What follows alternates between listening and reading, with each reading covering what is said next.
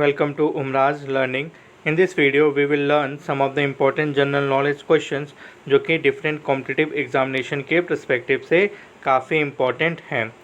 So our first question is, which fundamental right in the Indian Constitution includes equal access to shops, bathing, ghats, hotels, etc. So इसमें से कौन सा ऐसा fundamental rights है जो कि equal access की अपॉर्चुनिटी प्रोवाइड करता है एवरी इंडियन सिटीजन को at different public places. So here the correct answer is right to equality. Fundamental rights जो कि third part of the Indian constitution में दिया गया है and it is basically derived या borrowed from the American constitution. ठीक है, American constitution से फंडामेंटल राइट को बोरोड किया गया है. राइट टू इक्वालिटी जो कि अंडर आर्टिकल 14 to 18 में दिया गया है.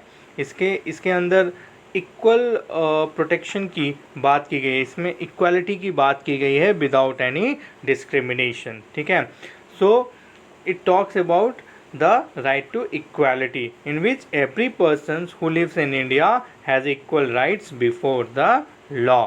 मीन्स एवरी पर्सन जो कि इंडिया में रहता है उसको इक्वल राइट्स हैं बिफोर द लॉ. ठीक है, no one can discriminate his or her fundamental rights. I hope आपको समझ में आ गया होगा. नेक्स्ट क्वेश्चन, इनमें से कौन सा ऐसा एसिड है जो कि ग्रेप्स में प्रेजेंट होता है?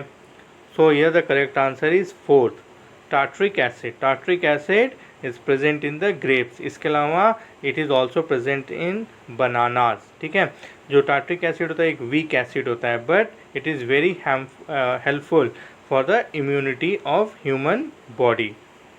Next question, who started the construction of Nalanda? जो नालंदा यूनिवर्सिटी थी इनमें से कौन सा ऐसा एम्परर है जो कि रिस्पॉन्सिबल है for the construction of Nalanda? So here the correct answer is third, Kumara Gupta. He started the construction of the Nalanda. Nalanda acclaimed Mahavira, a large Buddhist monastery जो कि प्रेजेंट डे बिहार में प्रेजेंट है. एंड ये एंशियंट किंगडम था मगधा जो कि एंशियंट टाइम में उस समय इसे बनाया गया था by the Kumara Gupta who was the ruler of the Gupta dynasty. Nalanda उस जिसका इंटरनल मीनिंग होता है गिवर ऑफ द नॉलेज, और इसमें जो प्रोफेसर थे उन्हें पंडित बोला जाता था. यहाँ पे एक और नाम है धर्मपाला. धर्मपाला ने भी एक यूनिवर्सिटी बनाई थी जिसका नाम था विक्रमशिला यूनिवर्सिटी, और इसे भी बिहार में ही बनाया गया था. एक पर्सन था जिसका नाम था Bakhtiyar Khilji. He was the responsible for the destruction of both the university. दोनों यूनिवर्सिटी को जो डिस्ट्रॉय करता था किया था, that particular person name was Bakhtiyar Khilji. Next question, जो ऑप्टिकल फाइबर होता है वो कौन से प्रिंसिपल ऑफ लाइट पे वर्क करता है? So here the correct answer is total internal reflection. तो optical fiber works on the principle of the light of the total internal reflection. तो total internal reflection इसमें क्या होता है? complete reflection of the light within a medium took place. तो एक medium के अंदर जो लाइट है उसका complete reflection होता है. इसके लिए बेसिकली जो कंडीशन होनी चाहिए वो होनी चाहिए कि ये या total internal reflection took place when an angle of incidence is greater than that critical angle. जो एंगल ऑफ इंसिडेंस होता है वो बड़ा होना चाहिए किससे? क्रिटिकल एंगल से. Then total internal reflection take place. ठीक है, आई होप आपको समझ में आ गया होगा. नेक्स्ट क्वेश्चन, इनमें से कौन सा लार्जेस्ट फाइलम ऑफ एनिमिलिया है जिसमें इंसेक्ट को भी इंक्लूड किया जाता है? So here the correct answer is Arthropoda.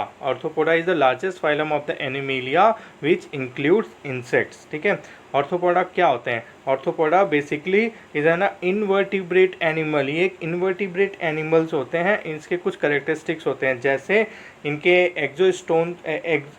exoskeletons होती हैं, इनके joint limbs होती हैं, और इनके ventral nervous systems होते हैं, या इनकी जो बॉडी होती है बायोलिटिकली सिमेट्रिकल होती है या सेगमेंटेड बॉडी होती है. These are the features of the arthropoda.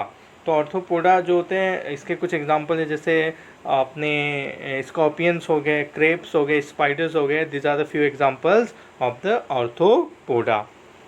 I hope आपको समझ में आ गया होगा. नेक्स्ट क्वेश्चन, इसमें से कौन सा ऐसा एम्परर है, which emperor wrote the play Nagananda in the Sanskrit language.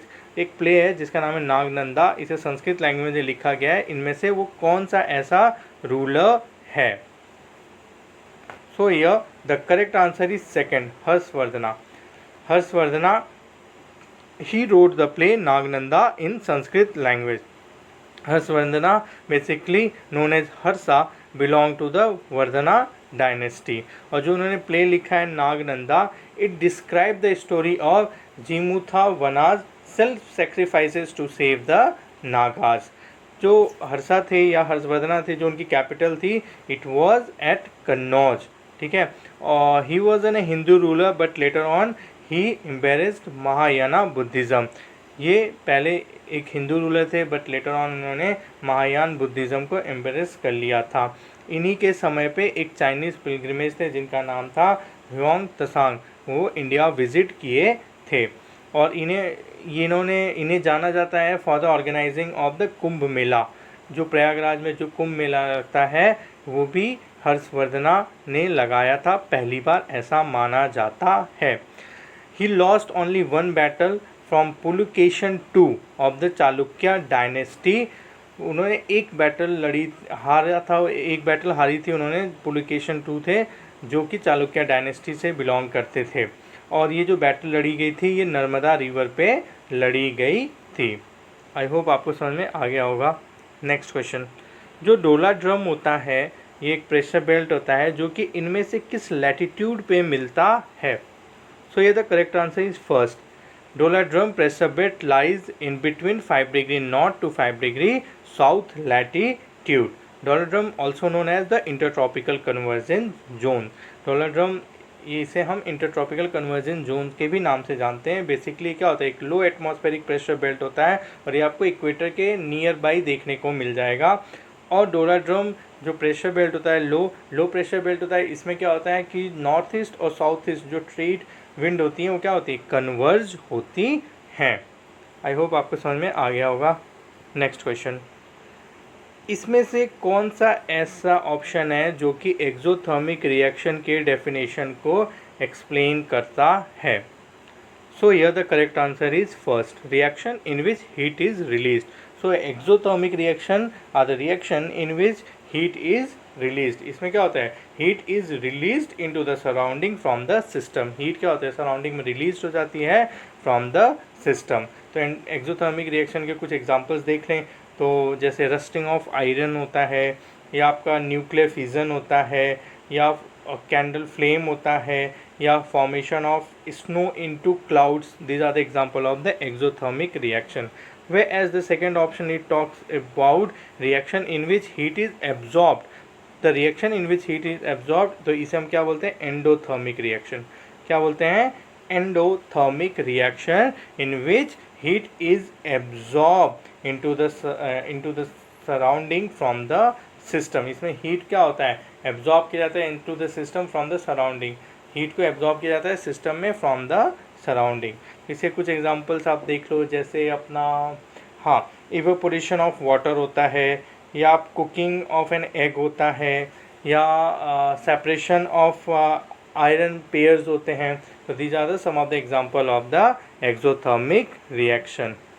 I hope आपको समझ में आ गया होगा. Okay, thanks for watching. Please like, share, subscribe and hit the bell icon for the notification of more such educational videos. Thanks for watching.